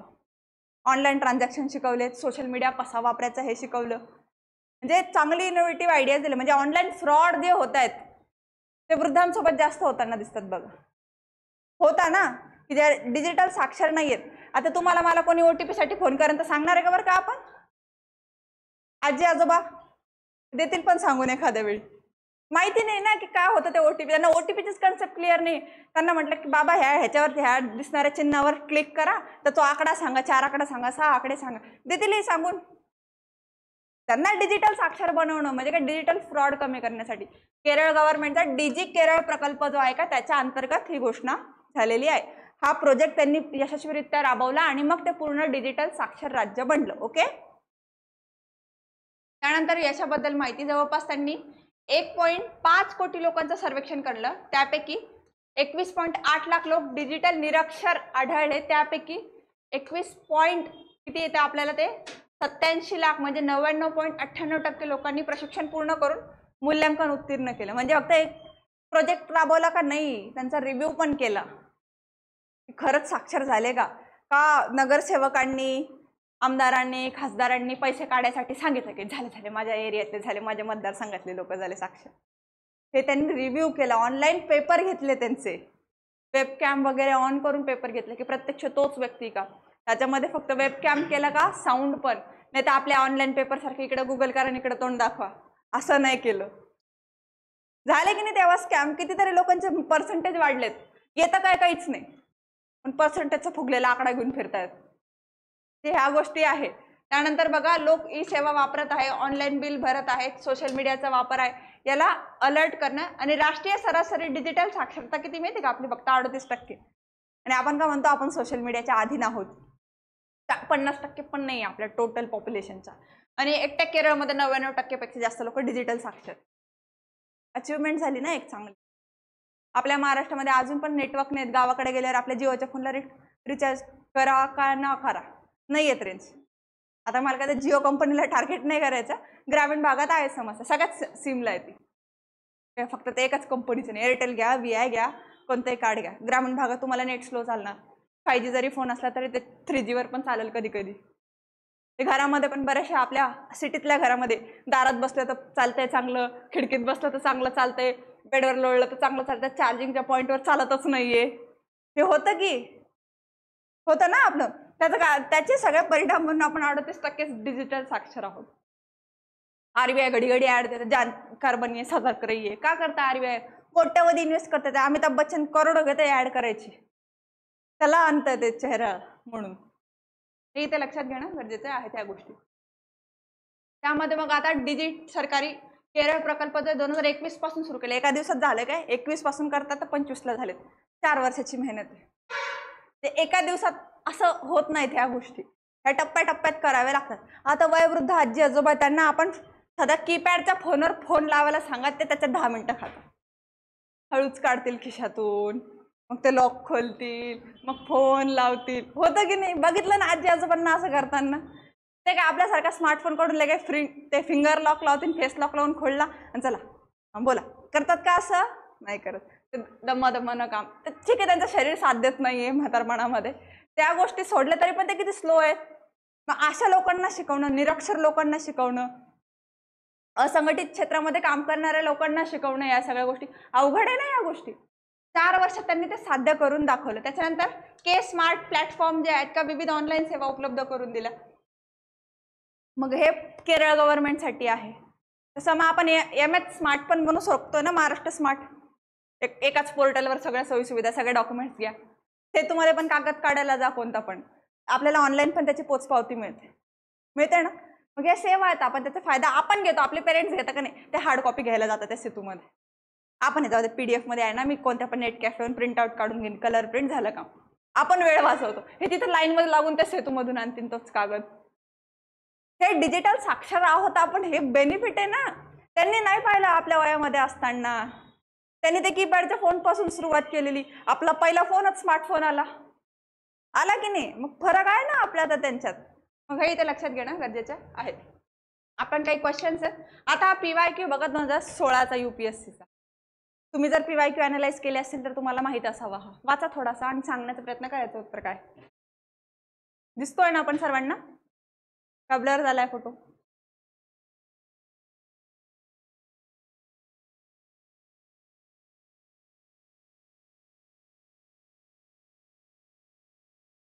कसं काय? International Solar Alliance was launched at United Nations Climate Change Conference in 2015. Okay, Paris climate change आपली UNFCCC. Second, the alliance include all the members of countries of the United Nation. United nation मध्ये किती countries आहेत? Total 194 countries आहेत. सगळे member आहेत का? आपण काय बघतो 90+ कंट्रीज मेंबर आहेत. कोणते? ट्रॉपिकल रिजनचे, युनायटेड नेशनचे नाही. आणि 100 कंट्रीज काय हस्ताक्षर करताय, सिग्नेचर पार्टीज आहेत, सहभागी मेंबर नाहीये. ठीक आहे. मग ह्यातलं आपलं काय करायचं? आपल्याला करेक्ट स्टेटमेंट सांगायचं. मग काय पहिलं ऑप्शन आहे ते जर इनकरेक्ट असेल तर काय येईल बरं का उत्तर? याचं इनकरेक्ट दिले समजा. सेकंड, चला ते करेक्ट इनकरेक्ट पण बघा बरं कोण येतं. आपण हे सगळं वाचतो इथं गडबड करून देतो खरंच. हे दिसतंय ना? याचं काय उत्तर येईल? मग आता हे विकसित भारत असेल, नेशन फर्स्ट ऑलवेज फर्स्ट, हे जे काही आहेत ह्या कशाच्या थीम आहेत हे माहित करणं आपलं काम राहील. विकसित भारत कशाची? माहीत करायच्या अशा गोष्टी. पेपर डिकोड करायचा ना तर असा डिकोड करत असतं पेपर. त्याच्यानंतर पुढचं बघा आर्टिकल्स बद्दल आहे व्हाईस प्रेसिडेंटसाठी 63. मग आता 66 कशासाठी, 69 कशासाठी, 70 कशासाठी हे माहीत करणं आपलं काम आहे. करेक्ट. आता 70 तर उपराष्ट्रपतीसाठी आहे पण नाही. 70 कशासाठी बरं का? थोडंसं डोकं लावा, थोडंसं जोर द्या, आपलं रिवाइंड करा पॉलिटीवाला. अरे क्षमा, राष्ट्रपती जे क्षमा देतात की जाय बाबा केलं तुला माफ, ते कसं हे क्लिक झाले पाहिजेत इम्पॉर्टंट पर्सनॅलिटीजचे कलम. पेपर द्यायचा राज्यसेवेचा आपल्याला आता. ठीक आहे, थांबूया आपण आज इथे. हा आपला शेवटचा प्रश्न होता. आता तुम्हाला पुढचा जो काही करंट अफेअर्सचा लेक्चर राहील त्याच्यात तुम्हाला सांगितलेले टॉपिक्स जे बॅकवर्ड लिंकेजच्या नावावर तुम्हाला बघायचे ते सगळ्यात पहिलं काय Indus water treaty, world bank, हे तुम्ही नोट डाऊन केलेलं बरं राहील बरं का. तुम्ही असं एकदम ते असं बघत नका तो अशा पोझिशनमध्ये, थोडंसं लिहायचं, नोट डाऊन करायचं पटपट की काय काय आपल्याला लिहायचं आहे पुढचं. इंडस वॉटर ट्रीटी, सिंधू जल करार मराठीमध्ये 1960चा, WB world bank, Indus water treaty. मी पहिले इंग्लिशमध्ये बोलले ना तेजस्वीने. तो झाला. वर्ल्ड बँक जी आहे आपली जागतिक बँक, ती कशी, कुठे बनली, काय बनली, भारताचा काय रोल आहे त्याच्यात, ते आपल्यासाठी. सिंधू नदी प्रणाली, मग त्याचे ट्रिब्युटरीज उपनद्या पण बघायच्या, त्याच्यावर काही ब्रिज आहे का किंवा त्याच्यावर एखादी टनल आहे का. आता अटल टनल आहे बघा, किंवा रोहतांग टनल आहे. मग ह्या ज्या टनल्स ह्या कोणत्या नद्यांच्या एरियाजमध्ये बनत आहेत, कोणत्या पासपासून. आता राकस्ताल म्हणून आहे, तंडी म्हणून ठिकाण आहे, बडा लाचला पास आहे, जम्मू काश्मीर हिमाचल प्रदेशमध्ये असलेले हे जे पास आहेत. मग इथून या नद्यांचा काय सिक्वेन्स आहे हे आपल्याला माहीत असणं गरजेचं आहे. आता आपण ती इंडस्ट्रीवर काढली, समजा आपल्याला त्याच्या भारतातल्या कोणत्या, पाकिस्तानमधल्या कोणत्या, त्याच्या ऐवजी जर त्यांनी आपल्याला नॉर्थ टू साऊथ अरेंज करायला लावल्या नद्या, उपनद्या, त्याला मॅप वाईज लक्षात येणं गरजेचं आहे ना ते. मग ते असं. त्याच्यानंतर काय आपल्याला बघायचं, थीम्स कशाच्या, 26 जानेवारीच्या. त्याच्यानंतर अजून ओके चित्ररथ कोणाला, काय कसं, 26 जानेवारीचे गेस्ट कोण, काय कसं, हे ऍक्टिव्हिटीज तुम्ही करणं अपेक्षित आहे. त्याच्यानंतर आर्टिकल्स बघायचे उपराष्ट्रपतीचे आणि राज्यपालचे बघायचे, कारण की CP राधाकृष्णन कोण आहे, राज्यपाल आहेत. करेक्ट. मग त्यांचे आर्टिकल्स आपण बघणं अपेक्षित आहे. स्टेट PCS असो की UPSC असो, कुठं ना कुठं कामं येणाऱ्याच गोष्टी. त्यानंतर आपण अजून काय बघतोय, इथं मेड इन इंडिया स्कीम बद्दल बोललो, स्टार्टअप स्कीम ज्या आहेत त्याच्याबद्दल बोललो, त्या स्कीम कधी आल्यात, make in India, made in India कुठून सुरू झाल्या हे माहीत पाहिजे ना. ओरिजिनच माहीत नाही म्हणायचं, रामायण बघायचं म्हणायचं रामाची सीता कोण, काय फायदा नाही ना त्याला. हे माहीत असणं फार गरजेचं आहे ह्या गोष्टी आपल्याला. आणि त्याच्यानंतर पुढच्या लेक्चर्समध्ये आपल्याला काय बघायचं, ऑनलाईन गेम ॲप जे आहेत का त्या रेग्युलेशन्स, ते आपण पुढच्या लेक्चर्समध्ये बघू. 130 अमेंडमेंट बिल जे आहे का ते बघू. खूप इम्पॉर्टंट आहे बरं का ते अमेंडमेंट बिल. त्याच्यात द हिंदूच्या ह्याच्यामध्ये ना असं एक डाटा आलेला, 28 पैकी 12 CMs वर गुन्हे आहेत सिरियस, म्हणजे अर्धे क्रिमिनल ऑफेन्स मध्ये अटक आहे. सगळ्याच पार्टी, ते अशी एक पार्टी टार्गेटेड नाही आहे त्याच्यात. बीजेपीचे पण आहे, काँग्रेसचे पण आहे, दुसरे ते साऊथमध्ये जे आहेत का ते, नॉर्थ ईस्टमध्ये पण वेगळाच एक आहे, जे आहेत सिरियस गुन्हे आहेत त्यांच्यावर. ते त्यातले फक्त एकच महिलावर गुन्हा आहे, बाकी सगळे पुरुषांवर गुन्हे. महिला काय करतच नाही का बरं का क्राईम, असतील ना करणाऱ्या. हे इम्पॉर्टंट बिल आहे आपलं. त्याच्यानंतर त्याच्यात ह्याच्याच रिलेटेड आपल्याला 1950 आणि 51चा लोकप्रतिनिधी कायदा जो आहे का, रिप्रेझेंटेटिव्ह ऍक्ट, तो आपल्यासाठी इम्पॉर्टंट आहे की त्याच्यात काय अपात्रतेच्या अटी आहेत. पक्षांतर बंदी कायदा पण आपल्याला ह्याच्याशी रिलेटेड, बॅकवर्ड लिंकेजच्या नावावर हेच आहे ना, अपात्र कसे केले जातात, हे ह्याच गोष्टीतनं अपात्र केले जातात की नाही. अँटी डिफेक्शन लॉ, मग अमेंडमेंट कोणतं, कोणाच्या पिरियडमध्ये झालं, त्याच्या काय टर्म्स अँड कंडिशन आहे. अपक्षांसाठी 6 महिन्याच्या अगोदरची काय तरतूद आहे, 6 महिन्यानंतरची काय तरतूद आहे की नाही, या सगळ्या गोष्टी. आणि राष्ट्रपती, उपराष्ट्रपती, राज्यपाल यांची नेमणूक कशी होती, त्याच्या इलेक्टोरल कॉलेजमध्ये कोणकोणते आहे, एकल संक्रमणीय पद्धती म्हणतो आपण, त्यात प्रेफरन्स दिला जातो 1, 2, 3, ती मेथड एकदा व्यवस्थित समजून घ्या. ओके, थांबायचं इथे. आपण पुढच्या आठवड्यात भेटू करंट अफेअर्समध्ये. त्याच्यात अजून एक जिओ पॉलिटिक्सचा इश्यू घेऊ आपण, पुढच्या लेक्चरमध्ये अलास्काची जी समिट आहे का पुतिन ट्रम्प यांची, ती एकदा आपण डिस्कस करू. त्याबद्दल तुम्ही माहिती घेऊन या. टॅरिफ बद्दल किती जण वाचून आले होते बरं का? अजून इकडे तुम्ही दोघं नवे आलेत ना, आज डेमोला आलात का? अच्छा चालेल. जुने लेक्चर्स जे काय असतील का सगळे ते बघून घ्या, म्हणजे तुम्हाला पण लिंक लागेल त्याची. नाहीतर मग ते कसं क्लिक नाही होत की ह्यांना कळतंय काय बोलतोय तुम्हाला दोघांना कळत नाहीये, असं नको व्हायला. ठीक आहे, काही नाही, आपलं हे 4थाच लेक्चर होतो करंट अफेअर्स सिरीजचा. 3च लेक्चर आहे, जास्त नाही आहेत. बघून घ्या, म्हणजे तुम्हाला ते उपराष्ट्रपती जे आपण शॉर्टकटमध्ये बोललो ते पहिल्या लेक्चरमध्ये डिटेलमध्ये बोललो ते तुम्हाला क्लिक होईल ना. मग चालेल, थांबूया इथे. थँक्यू.